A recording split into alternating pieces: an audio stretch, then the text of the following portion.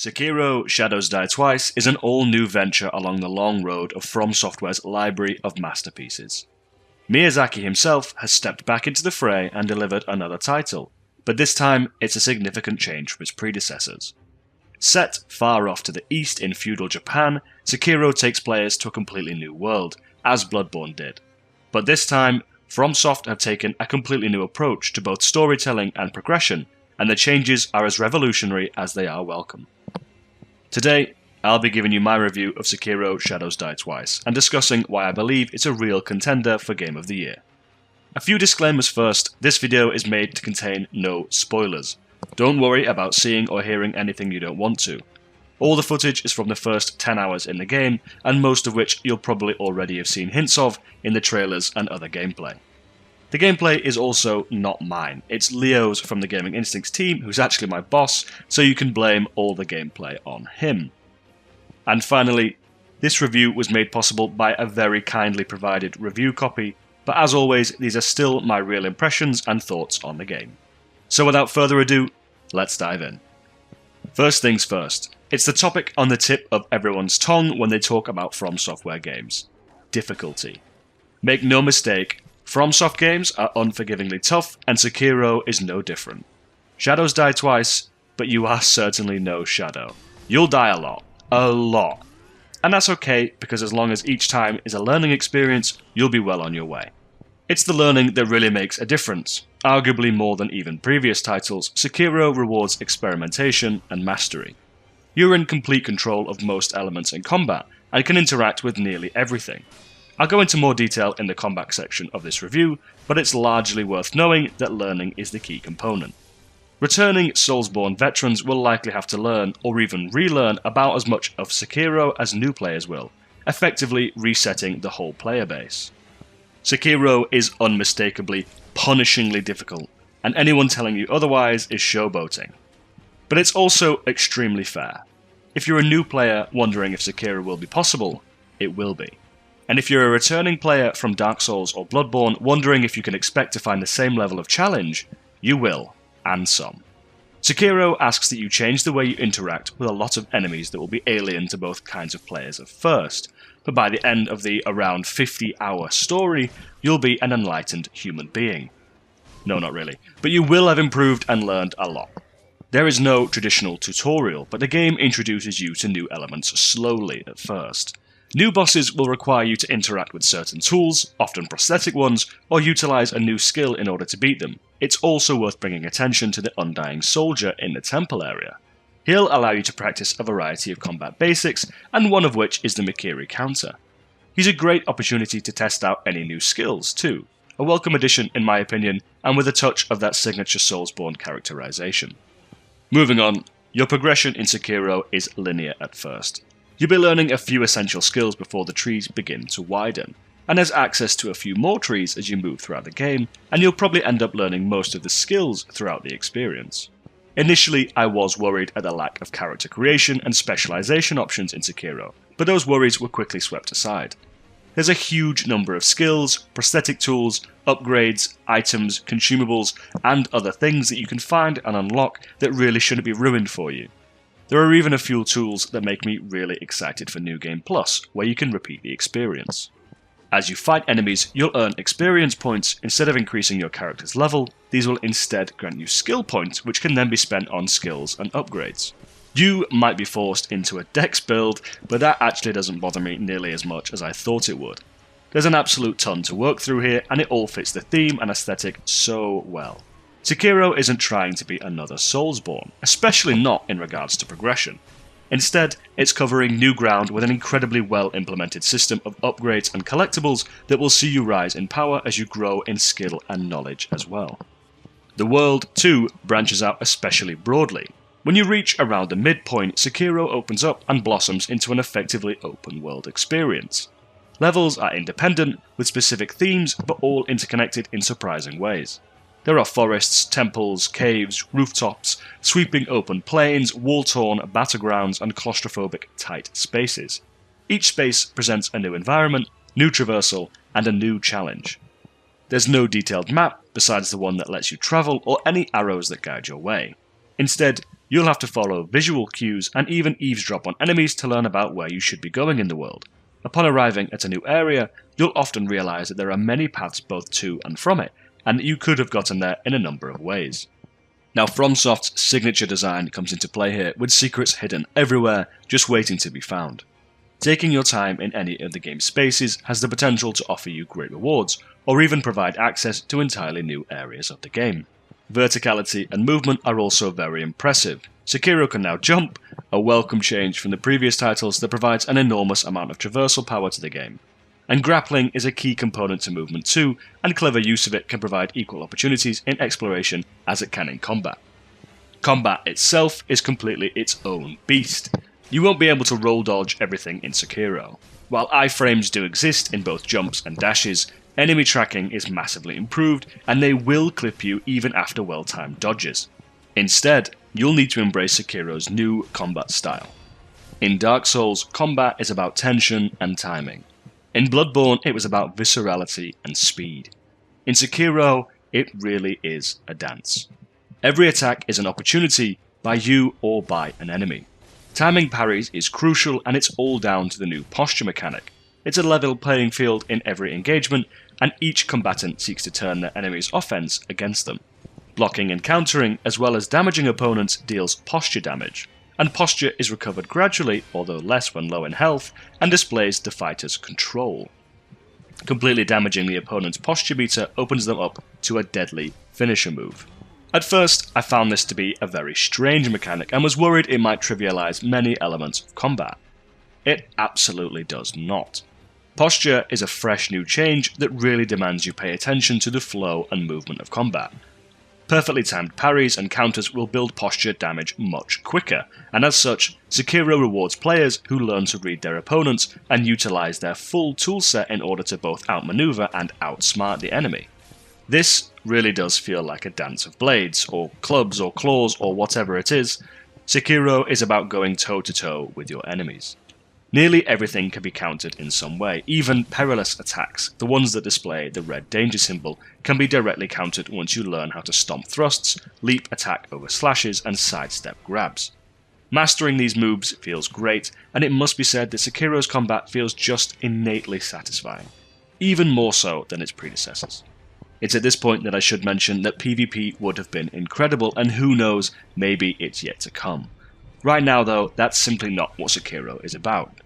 Instead, the game sets a challenge for you at its own terms, and that challenge is going to demand everything you've got. Your tools are also a key element of combat, opening up a whole breadth of new opportunities. Prosthetic attachments are much more useful than I initially thought they would be, and in some cases they function almost as direct counters to certain enemies and bosses. Again, no spoilers, but it makes a lot of sense once you learn that certain enemies are susceptible to certain prosthetic skills, so make sure to try everything out at least once. Stealth, too, is incredibly useful. In most games, stealth functions as either a gimmick or a frustratingly core component, but in Sekiro it's simply another string to your bow. Dropping on a specific target to take them out of the fight, or sneaking through bushes in order to backstab opponents can make a huge difference. A lot of fights can be avoided altogether, but it's usually worth fighting everyone at least once, and often more times for various drops, experience, and gold. Nonetheless, using stealth tactically can mean that you avoid a specific enemy in a pack, or just take out that idiot with a cannon before he drops a nuke on your head. Overall, combat feels completely different from previous games, and I actually surprised myself by really enjoying it. It feels like a genuinely new experience with a whole new difficulty set for all kinds of players. I found the new flow of combat both incredibly fitting and incredibly fun. There's something really rewarding about facing off against a boss, gradually learning their moveset until you can properly step into the fight and go blow for blow.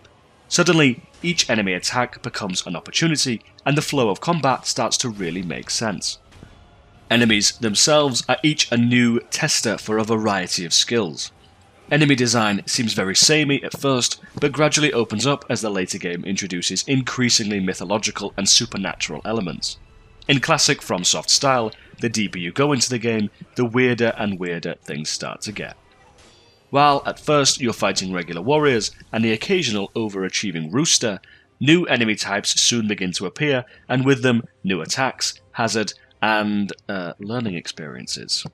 The bosses are a similar story. The first few are more traditional, working on the Japanese themes, but soon you'll find yourself fighting increasingly weird enemies and discovering that they have a lot of the same abilities that you do. You'll need to use all the tricks and tools at your disposal to defeat them. Sekiro isn't pulling any punches and isn't afraid to stop your progress until you've got what it takes to defeat the enemies in your path. Visually, this is a world worth taking the time to appreciate. That sense of narrative is equally as conveyed here as it is through the characters and voice acting. Environments are incredibly detailed with lovely touches that really emphasize the care and attention taken to developing Sekiro. It feels almost like a love letter to Japanese history and culture with nods to real-world events. This is a game that recognizes the beauty and brutality of Japanese history and renders it in gorgeous detail. Graphically, the game isn't much to celebrate, with a dated feel present in most FromSoftware titles. Its art design is spectacular, however. Everything from enemies to environments to weather are perfectly designed and placed for maximum impact. Animations are crisp, clean, and easily readable, with the occasional ridiculous move. There's a good amount of hitbox porn here, and that works both to your benefit and detriment. Ultimately, it's very fair though. Now, the sounds are just as important too. In and out of combat, sound is a critical component to Sekiro. Feedback is excellent, and you'll often use sounds and triggers to read exactly what is going on as much as visuals. The music is another touch of genius, embracing the Japanese influence while delivering on the spacious, engaging music that we have come to know and love from FromSoft.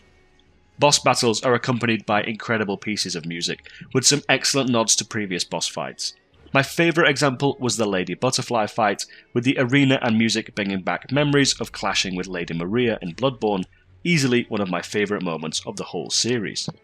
Music in the general environments is great too, providing a fitting background for each scene before stepping up to increase the tension in fights.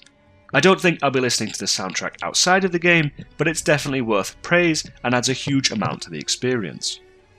And with the promise of New Game Plus, new endgame mechanics, and multiple endings, this is truly a FromSoft experience at its best.